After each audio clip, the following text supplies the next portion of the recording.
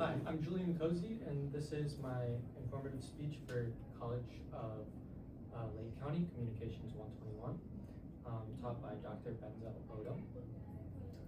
My topic in speech is based on refugees and immigrants in the U.S., more specifically in the U.S. labor markets and the economy. It is to inform you, the audience, about the challenges immigrants and refugees face in the labor market and how they positively contribute to the American society and economy. Good, thank you. All right. Have you ever considered what it's like to leave your home country with no guarantees of shelter or food, with worry about your own safety daily? That is the reality for a majority of U.S. immigrants and refugees. In 2025, that is just the start of an uphill battle most will face, whether it's finding a job, seeking safety, or building a positive foundation. For their family, it is extremely difficult.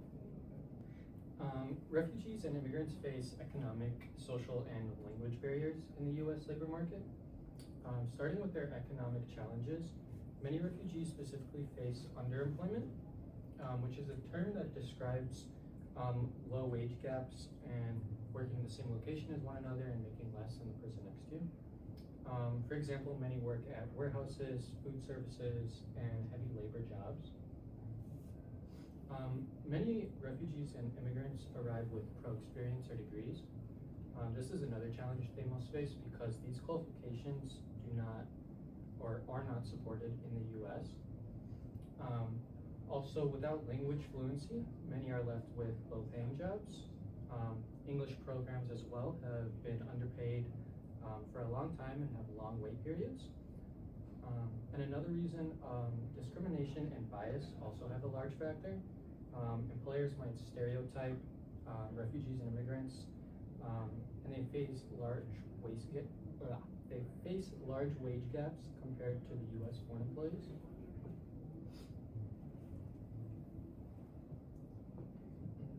Now, immigrants, wage in the workforce immigrants make up a lot, almost 1 in 7 people in the U.S., and then more than 1 in 6 workers in their prime working age.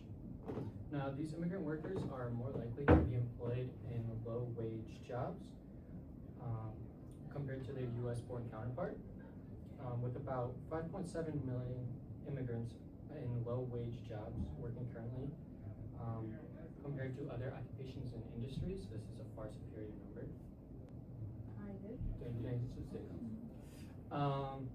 Now, the economy and the communities that they affect.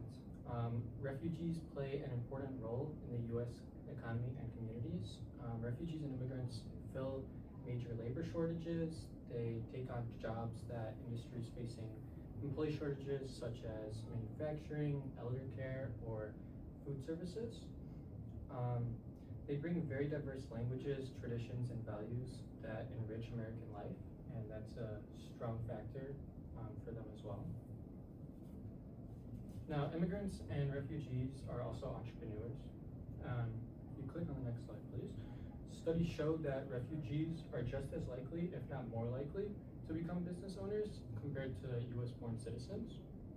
From a reliable source that I found using our CLC library, I was able to find that 13% of refugees in the U.S. were entrepreneurs, 11.7% were immigrants, and that's nearly 25% compared to the U.S.-born, which is at only 9%. That's almost triple the amount of U.S.-born people, and that's nearly 350,000 refugees and immigrants that own businesses across the country. Now, another source I used was how refugees strengthen the U.S. economy. And a 2024 study showed that the U.S. Department of Health and Human Services found that from 2005 to 2019, refugees generated a net fiscal benefit of $123 billion to the U.S. government. Now, over the same period, refugees contributed $581 billion in tax revenue.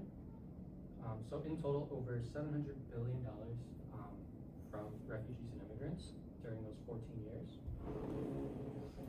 Now, refugees also face emotional and physical challenges that impact us impact them every day and the U.S. workforce. Refugees often experience lots of trauma, whether it's anxiety, depression, PTSD. They also face a lot of cultural barriers, often in work environments with few shared languages other than English and Spanish. These barriers can affect them and can really terminate their well-being and distract them from getting the correct mental health care. And it's essential for their long-term success to make sure that's valid. Now, in conclusion, refugees and immigrants arriving in the U.S. face major challenges, including economic, physical, and mental challenges. Yet the statistics show that they constantly show up contributing to the economy, starting businesses, enriching the U.S. social life and the social culture. And today I've talked about the challenges immigrants and refugees face, but it's not just humanitarian to help them. It is an investment in your economy, it is an investment in your future, and it's an investment in your workforce. And